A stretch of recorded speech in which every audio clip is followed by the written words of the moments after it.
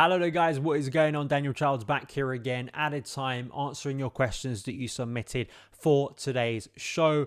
And before we do get into answering those questions, some very interesting ones to get into in today's show, I do want to give a slight correction. So yesterday I promoted Alloy Collectors, the Chelsea Metal Home shirt. We're doing a giveaway on the show before the end of the season, and I'm asking people in the comments to give me their favorite Thiago Silva moment. That giveaway is still going on, but the correction is when you use my discount code SonOfChelsea at checkout to get one of these, or you can get the goalkeeper shirt as well, or anything else on the site. I said it was 12% off yesterday. I was actually wrong. It's better than that. It's 15% off at checkout. So when you use my discount code SonOfChelsea on Alloy Collectors, if you want to get one of those metal home shirts, get it personalized, put the name on the back of the shirt and have it nice on a shelf, give it to a friend, use my 15% discount code SonOfChelsea. It helps out the channel and I'm sure it gives you a very nice collectible. But let's get into your questions. Firstly, here from Cam Roder, the brilliant Cam Roder, really good guy, who asks me if you could bring back one former Chelsea player in their prime to add to this current team, who? If you want to increase the difficulty level, then you're not allowed to pick a striker. I'm going to increase it further. We're going expert mode here. Can't say Lampard and can't say JT and can't say Petr Cech. Very easy. So I'm going for someone who I think in the current group would be really necessary when you just can't add those easy legends into the first team. And I'm going to go in central midfield and I'm going to look towards a player like Nemanja Matic or a Michael Essien type. Let's pick one, Nemanja Matic, more realistic, I guess. Matic made such an impact and a difference to that Chelsea team, and I think the physicality, the mobility, the aggression, the dominance he brought from set pieces defensively where Chelsea have been weak, but also just allowing other players to elevate their game, especially in his second season with Cesc Fabregas when he came to the club. I just think Matic was such an integral player, and I think in terms of impact on a team very quickly, kind of overnight for that Mourinho team, who were already pretty decent that season, but I think he just took it up another level. I look in that central midfield area and so many times I feel it's just too weak still. I know we've invested in the likes of Moises Caicedo, who obviously had a good game at the weekend, but it's still an area of problem. So that's who I'd like to see back in the first team. And Louis Benavente asked me, would you rather be Will Ferrell in 2004 or Zac Efron in 08? Can't be angry, technically Chelsea related. Loosely, it's got to be Efron in 08. I mean, this was peak High School Musical time. He had the perfect haircut. He was going into more movies. It's got to be Efron. Sorry, Will. Burko asks several questions here. We're going to do a little bit of quick fire. Why are we looking to buy a centre-back? Why don't we bring back Lukaku? How did we spend £40 million on two worse keepers than Mendy? Will whoever decided to spend 62 million on Mudryk be fired into the sun? Why are we looking to buy a centre-back? I mean, those injury issues with Wesley Fofana are serious and I think concerning. We'll see how he recovers and how quickly he can recover. Trevor Chalobah, I wouldn't be surprised if they're looking to sell him this summer because of #pure profit, even though I don't think it's a smart move. You're losing Thiago Silva. Benoit Badiashile and Axel Disasi haven't really offered you the impact and consistency you'd want from players who are nearer their prime than some of the other ones, especially in the case of Disasi.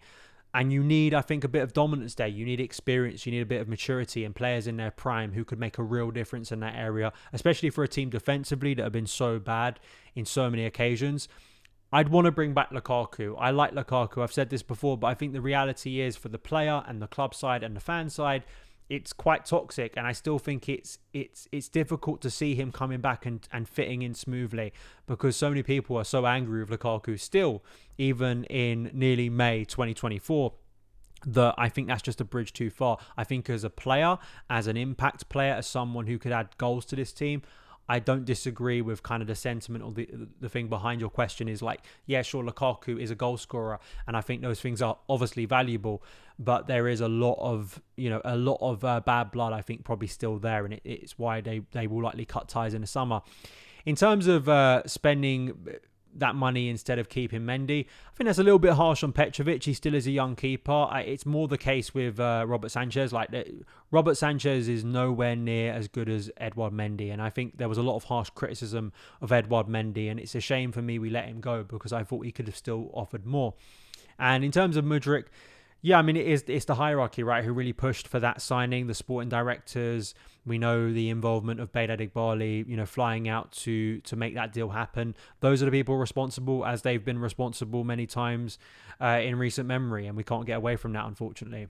Trent asks, 75 million for Solanke and Abraham together. Do you do it, yes or no? Jackson to left wing in this hypothetical, yes. Amit asks, would you rather Poch's face or Potter's hair? It's got to be Poch's face. I mean, I don't think Potter's hair is that amazing, is it? Like, Poch's face is all right. I'll take Poch's face and his nice smile. Andy asks, your thoughts on why Caicedo seems to play better when Enzo isn't in the team? I know I was also asked this by Clayton, I believe, on Instagram.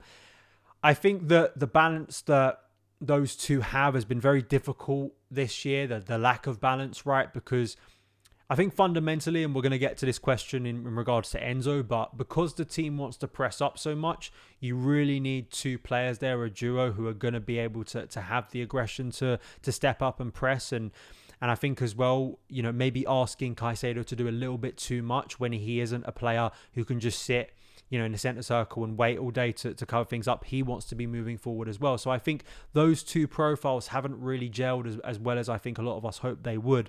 Calvin asks, don't you find the signing of Enzo to be the most wasteful signing of the Clearlake era? The team seems to play better without him. In addition, he doesn't seem to do anything really well. His passing is average at best, doesn't track runners, and his off-ball work rate is genuinely poor.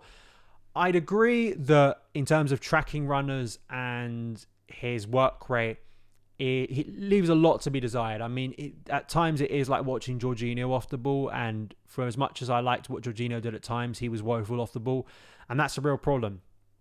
I wouldn't say his passing is average. I think there are absolutely moments where he's a weird player, I think, in the sense of what I've seen from him so far at Chelsea. I know people are big fans of Enzo, but he has these really strange moments in the period of a game, if you watch him, where he will play a really delicate chip over the top that few players can attempt and succeed in. He'll play a really nice cross-field ball. He'll be able to find passes in intricate and crowded areas that maybe other players can't, and that's led to Chelsea goals this season. You can't deny that. Those have been good things, and even adding a few goals this year. But then he will play a really simple 6-yard ball straight to the opposition, and at times, I distinctly remember one game against Man City earlier in the year, the 4-4, where that led to Chelsea being countered on and I think conceding a goal. So Enzo is a interesting case because he was signed before Mauricio Pochettino, and right now instinctive reaction is that, is it another case of Chelsea buying a player, changing coach very quickly, and then a certain player no longer feels relevant because you've brought in a coach who wants to play a different style? As I was alluding to in my Caicedo answer, Chelsea want to be a front foot pressing team. It was very interesting in the second half of that Villa game how aggressive we were, how intense we were, how we were able to sustain attacks because you had players getting up quickly to second balls, loose balls, being able to keep that intensity for 45 minutes. And when the ball was lost, there was good off-ball movement to cover and track Villa runs and trying to stop counter-attacks. Enzo doesn't have that ability, but I think there is such a talent within there and they've invested so much. It kind of is one of those that you kind of want to work and kind of needs to work, and I can't believe they're going to be giving up on it anytime soon. It's just from next year, where does Enzo fit? And we're going to see a lot more of Chelsea without Enzo for the remaining weeks of the season with this surgery. So I think the jury's very much out on Enzo. I don't think they'll be giving up on him because I have seen glimpses. It's not a Mudryk case where I find it very difficult to justify years and years of patience. Enzo, I don't think it's the same situation, but absolutely for the way that midfield is going to look beyond this year, I think it's a serious question. And whether those flaws within his game will consistently keep him down and whether the pros within his game can ever get high enough that, mitigates the risk he brings off the ball, I think that's a big question. Asman asks, how good is Trevor? He always seems to be last in line and yet plays his way into the team under multiple managers. Seems to have had an issue with consistency previously, but this season I found him to be really reliable both at centre-back and as right-back, way ahead of the Monaco boys for me. I'm a massive fan of Trevor Chalobah, I really am, and ever since he broke through in the summer of 2021, I think it was after the Champions League, he has proven to be a very consistent performer. I think the big thing he lacks maybe at times as a younger defender is decision making, maybe not being sharp enough, or especially aerially. I think he could be a lot better with crosses. I think that's something he still needs to work on. But as you rightly reference, when you're spending money and quite a bit of money on players who are supposed to be better than him and they aren't better than him, they're not even comparable at times to the level of quality he can bring. It looks embarrassing on the club, and it doesn't look like smart transfer business. Like Dazassi and Badiashile should be miles and miles in front of Trevor, especially the way people speak about Trevor Chalobah. They should be unequivocally better players, and they just aren't.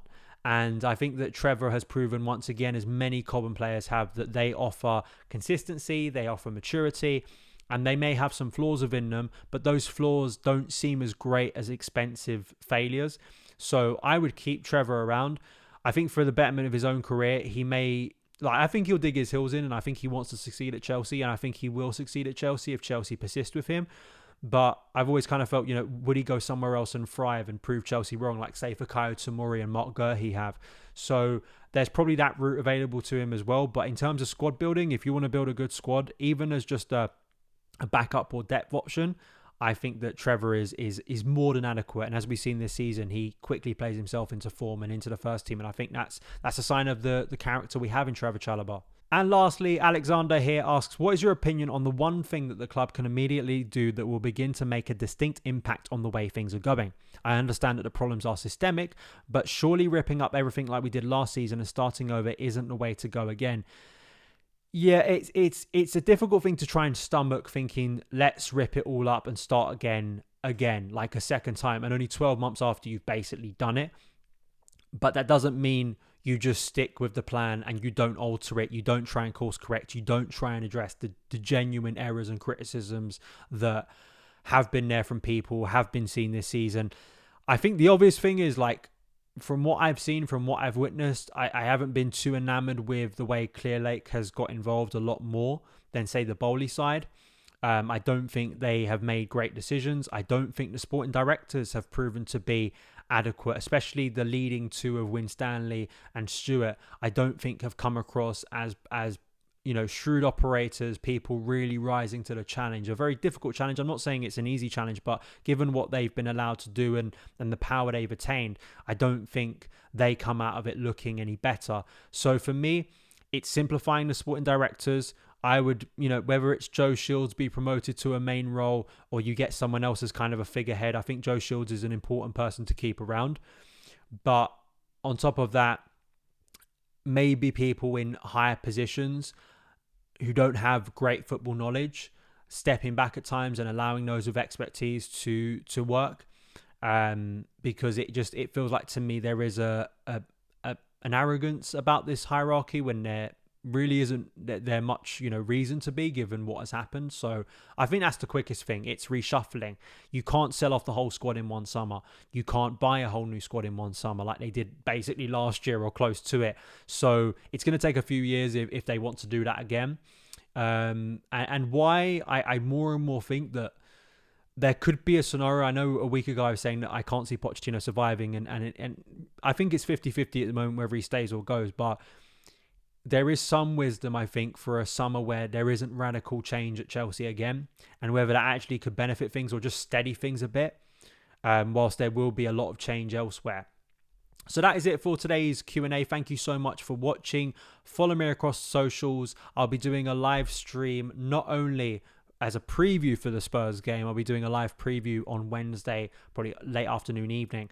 But then on top of that, my watch along on Tifo. If you haven't been joining them already, please go and do so. Link in the description box below. Use my referral code CFC to join, and they're really fun, and I'm really enjoying doing them to see how they can grow. The cool thing about Tifo is, compared to some others, you can actually request to join the stream with me, and we can kind of have a call-in show whilst the game is going on. So join that community, get involved for Thursday's game, and probably a couple more before the season ends. So that is it for today's show, and I'll see you again very soon. All the best.